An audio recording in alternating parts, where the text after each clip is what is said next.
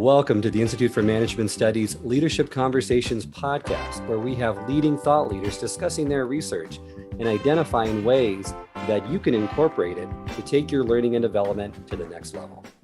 Welcome, everyone, to this IMS Leadership Conversations podcast designed to highlight relevant research and practical applications from esteemed leadership experts. Today, I'm joined by best-selling author and leading leadership thought leader, Ann Tardy, who is a former Silicon Valley corporate attorney and current entrepreneur, CEO, and manager.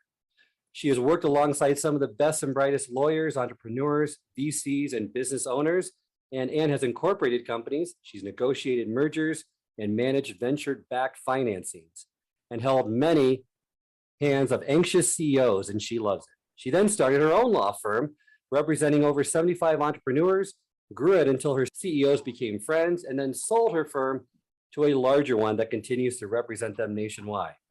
As a speaker and author, Ann prepares people to execute powerfully in an ever-changing environment, and from keynotes to leadership programs to executive retreats, she helps leaders see their potential and the power of their role. She's also the author of 4 books, including Moxie for Managers, Why Mentoring Matters, and Moxie for Mentoring. And her love of cycling is something that I love to start out the story with. And I heard from one of your other keynotes that your passion for cycling almost temporarily got you taken from the bar, right? Or you postponed the bar, right, for this cross-country cycling ride. Can you give us more insight into that? That's so great. Yes, I actually was graduating from law school and I said to my mom, I'm thinking of riding across the country instead of taking the bar exam. And my mother about lost it. In 7 years of higher education, she goes, Ann, take the bar. Take the bar. So I did. So great. Yeah. Well, now in the summer of 2011, you aren't just a recreational cyclist. I mean, you're committed to this pursuit. I mean, you cycled 4,200 miles from San Francisco to New Jersey in the Moxie ride to film the documentary Work Matters. And in that documentary, you look at that centralized question of how do we get people to love their jobs? And I'd love for you to go into that in more detail to identify for leaders listening if there's any information you can provide them. What's that secret sauce so that they can get their leaders or their people that work for them to start loving their jobs even more? Well, what's funny, Charles, when I started, I thought I'm going to go out and find people who love their jobs because it was just toward the end of the recession in 2007, 2008. And everyone was talking about when the recession ends, everyone's going to run for the door and they're just going to quit in droves. And I thought, well, I don't know. I love my job. I'm sure people love their job. Let's go find those people like they were an anomaly. And so I would ask people, tell me, why do you love your job? And nobody wanted to admit that they did. And I got a little frustrated and I thought, come on, there must be something you love about your job. And suddenly people opened up and they said, well, of course, I love the people I work with. I love the challenges. I love my customers. Everyone had something they loved about their job. So while my tagline on the RV that followed me had the wrong question because it said, why do you love your job?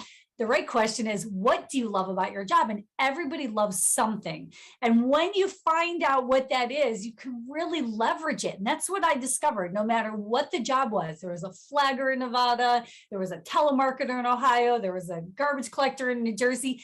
Everyone had something they loved. And when you find out that, first of all, you get the spark in their eye. Second of all, you get rid of the assumptions you make about what people, like what they're doing their job for, because no one said money.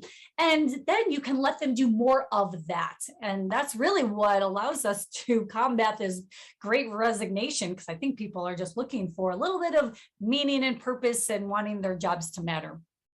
Great. I love reframing that to identify what are those parts that you do love, because I would think that the majority of people can identify that fairly easily or hopefully with not too much effort. Now, part of your research and experience has been differentiating between leaders and managers. Mm-hmm. And you say, which I love, it's the goal is to be a manager who leads, not a leader who manages. Can you speak more about that and how you get people to manage things but lead people? Mm-hmm. Yes. Well, actually, we're all managing. Every single person who has a title or not, everyone is managing the heck out of their day, trying to get through it. Every meeting, every phone call, every Zoom call, we are just managing the heck out of our day. And that's a constant. So we're managing expectations, and we're managing time and money all over the place. We're managing these things. But if we can shift and say, well, we have opportunities to lead people, manage things and lead people, we can actually distinguish our actions so that we are noticing, we're going through motions. Let me pause and see if I can lead this person. And another way to think about this that I've actually taken on recently to help people grasp this is if we manage things and mentor people, that's what leadership really is. So now we're managing, and then we pause and go, how can I contribute to this person right now?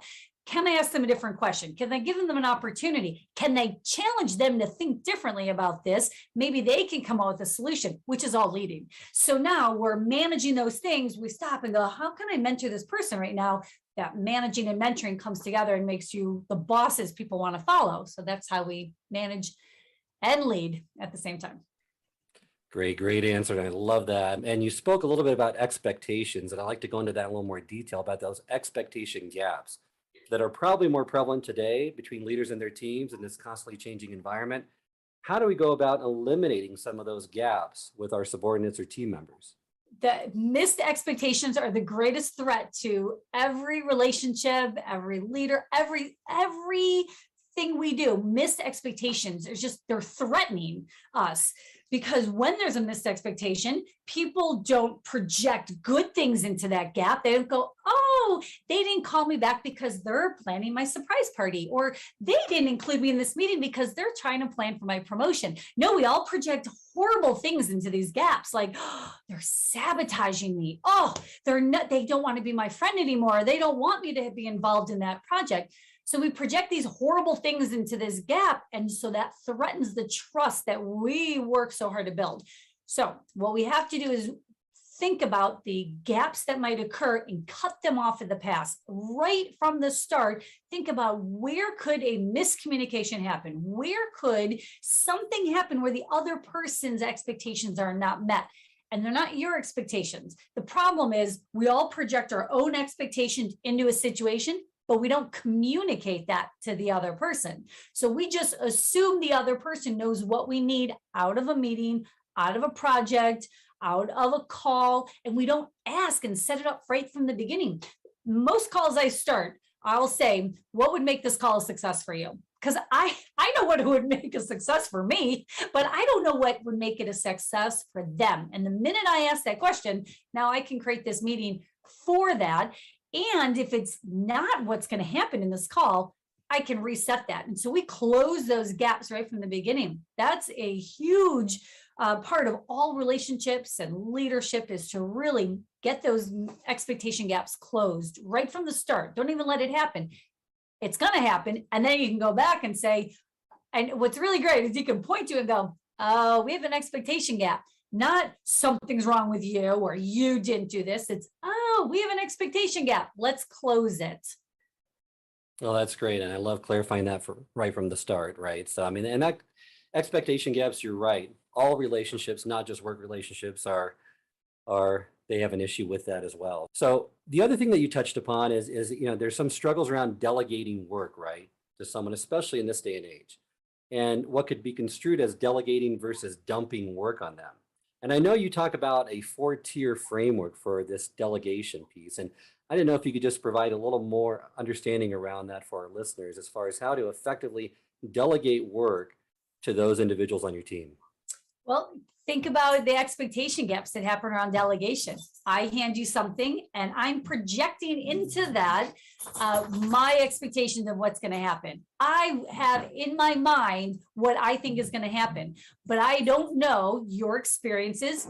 And I don't know that you know the importance of that project. So we've got all these expectation assumptions that are happening there. And the more we get clarity on the why we're doing it and the what's going to happen and the how it's going to, what we need and then how it's going to happen, the more I'll trust you to go do it. And the more that we are both on the same page as to what's going to happen. And you also know why we're doing it. So you have context. All of that makes it super easy. And the tiers just say, I'm way involved, I'm less involved, I'm even less involved, and I don't have to be involved at all. And just think, because the more I know that you've got it and you know what I need, and we know the importance of that task, the more that you can take and run with it. But what happens is we just project our expectations in there.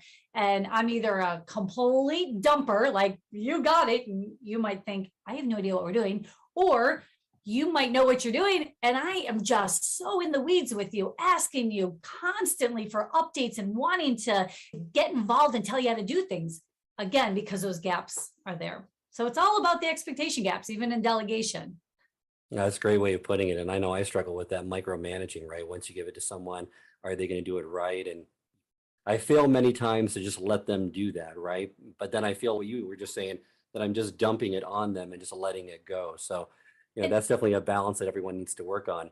and it's just, and Charles, really, it's just a conversation. So Right. to really get clarity on, it's almost like a dance. You're kind of negotiating about what it looks like. You can even negotiate, hey, when should we touch base? When would be best? And so you ask the other person, when should we come back together and review the progress so far?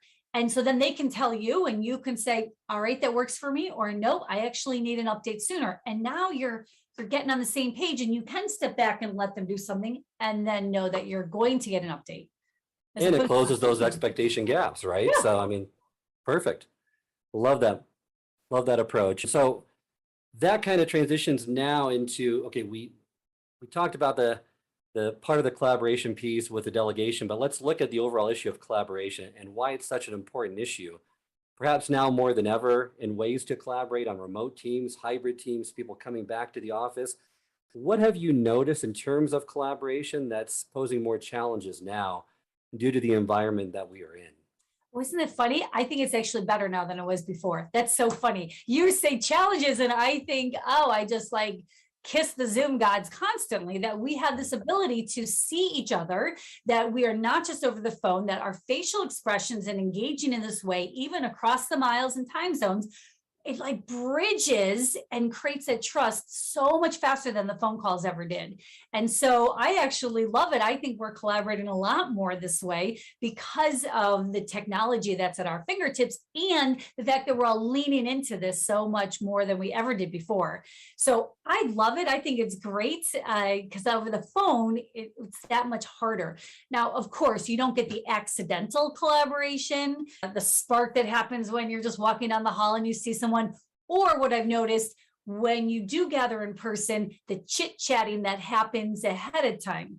So what I've told people is when you're getting on a meeting, don't be the last one on the call. Get on early and create some of that chit-chatting before the call starts. Like jump on. If you know a meeting's happening, either open it early, tell people, hey, I'm going to jump on early for some banter. Let's banter. You tell people and you let them come on and just banter, but don't be that person who just shows up at the last minute. You'll miss out on the bantering. So you have to be very intentional in creating it. Not much different than when we showed up in the conference room with others. We were just chit-chatting beforehand. So we just have to be more intentional about it now. Well, and you're right, and I agree with you that with technology now in place, we are able to collaborate on a much deeper level than what we were, even though we are remote or hybrid. How would you go about sparking some collaborative conversations with coworkers in this environment?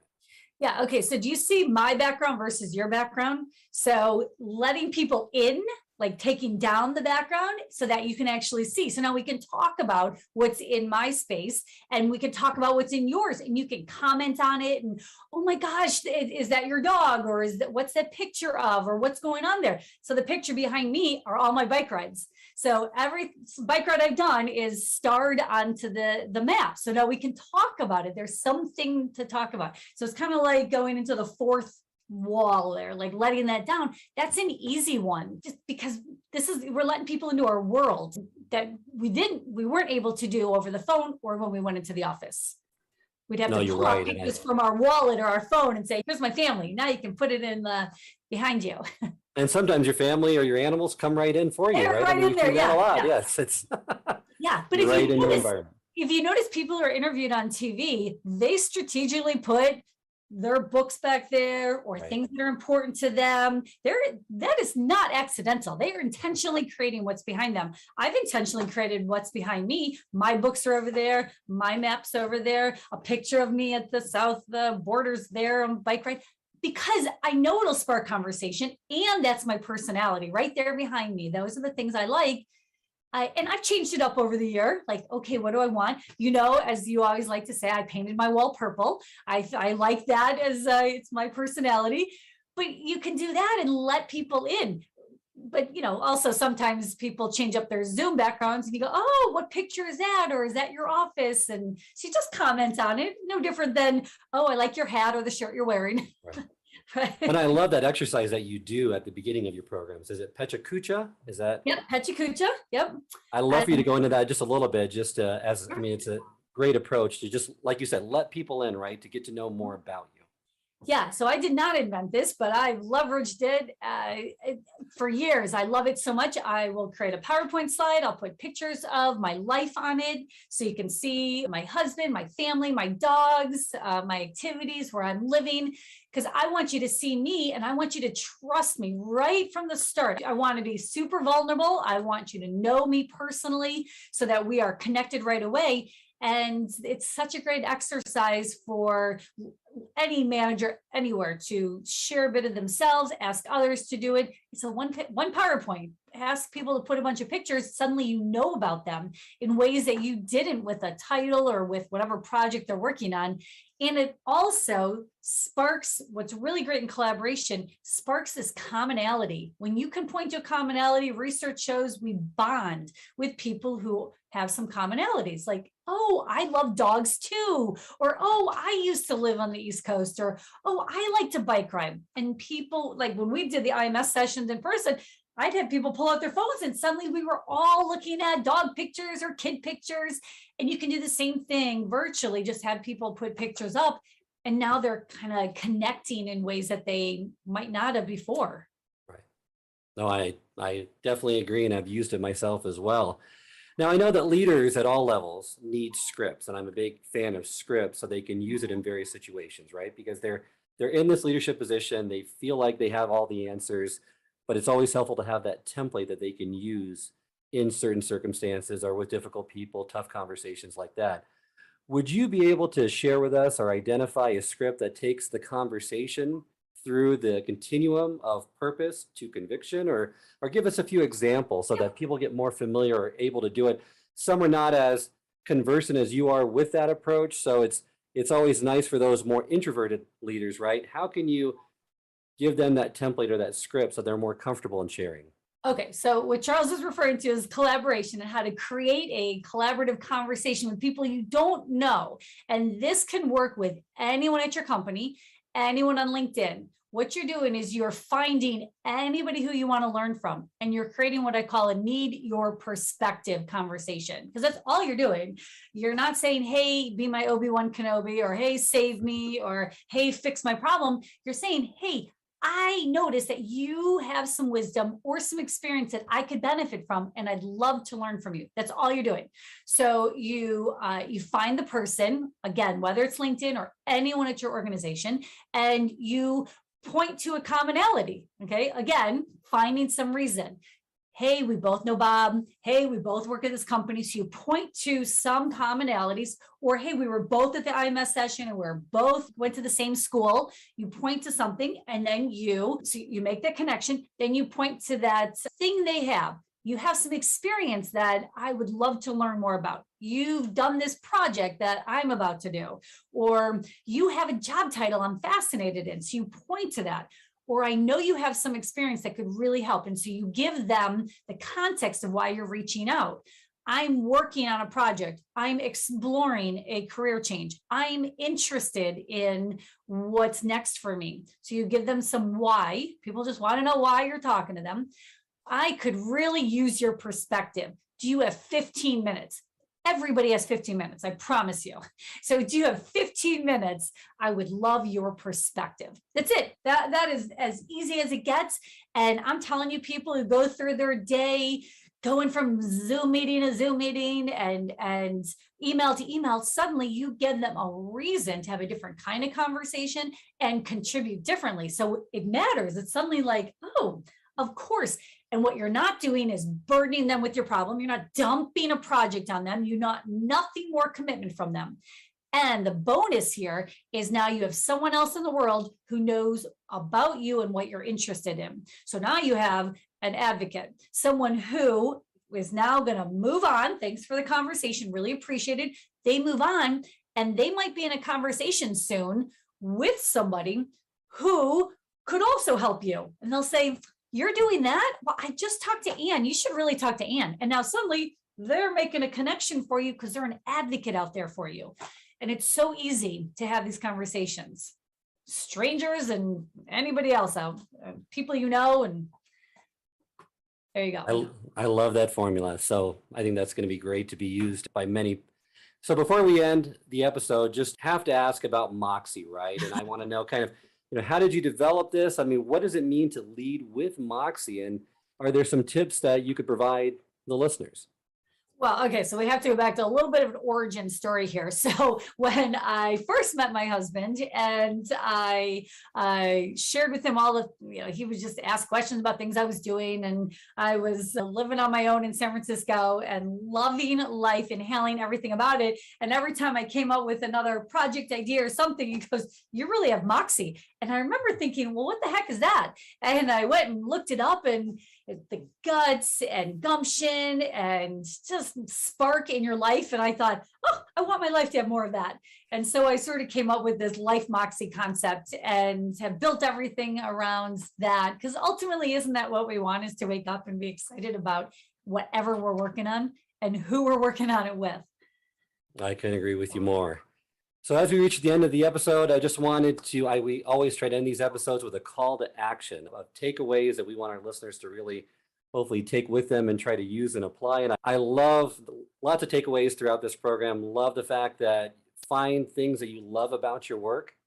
Mm-hmm. If we could focus more on that and less on the other stuff, I think that's always beneficial. That need your perspective formula to help with those collaborative conversations is always nice to have, and great to continue with and use as an example or a template to have those conversations with people you don't know. And then just the goal of any manager is to lead rather than a leader who manages, right? Yeah. And we manage stuff, we lead people. So I love that quote. Anything else you wanted to share before we wrap up? I will say the difference between managing and leading, all these things, the ability to collaborate, everything we're doing virtually right now, it all comes down to intentionality. Just intentionally having a different conversation, not managing, but intentionally stopping and thinking, how could I contribute? How could I give them an opportunity? How could I develop? So that's intentional. Having conversations that are collaborative. It's not accidental. You actually reach out and ask for someone's perspective. How could you contribute? Here's what I'm working on. So intentionally creating those conversations, as opposed to, I'm going to cross my fingers and hope that someone comes by and wants to collaborate or share some information. We're intentionally creating all these conversations, and just thinking about that really, it kind of wakes us up and go, how can I be more intentional in these conversations or others I want to create? And that's the difference. That's what makes it less of a robotic, just automatic go through our days, and more that we're creating them. Great. Thank you, Ann, for sharing your insights, experience, and expertise with us. Remind the listeners now how they can contact you if they want more information. Well, you can find anything about me at anntardy.com or mentorlead.com. Those are our sites, and everything on there is, you can get in touch with me. Great. And that concludes this episode of the IMS Leadership Conversations podcast. You can send us your feedback at info@ims-online.com. If you'd like to subscribe, you can find us on Apple and Spotify, and it can also be accessed through the Institute for Management Studies website at ims-online.com. And remember, it's not what you know, it's what you do consistently that makes a difference. Thank you, everyone.